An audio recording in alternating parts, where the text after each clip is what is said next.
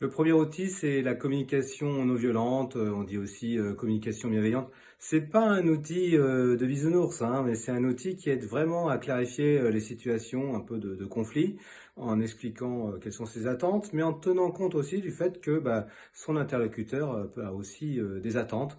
J'aime bien cet outil parce qu'il aide à préciser les besoins qui sont, ceux de la personne, que j'accompagne. Deuxième outil, l'énéagramme. C'est une typologie de 9 caractères. Ça veut dire que chacun d'entre nous est plus proche d'un type de caractère, mais qu'il en existe 8 autres. Et c'est un bon outil pour débloquer des situations, comprendre mieux le fait que l'autre en face pense pas forcément comme moi, ne sent pas forcément les mêmes choses. C'est aussi un bon outil qui permet d'aider la personne à explorer des façons un peu différentes d'intervenir, d'agir avec les autres.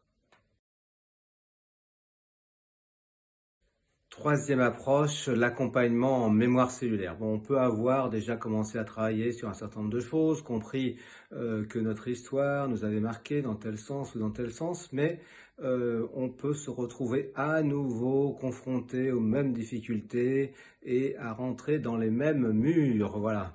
Alors qu'est-ce qu'on fait? Eh ben, la mémoire cellulaire permet de comprendre que notre corps a engrammé un certain nombre de difficultés qui prennent un peu le pouvoir de notre existence à notre insu. Donc l'accompagnement en mémoire cellulaire, ça permet de comprendre un peu comment on reste comme ça touché par un certain nombre d'événements. J'aime beaucoup cette approche, c'est à mon avis la plus complète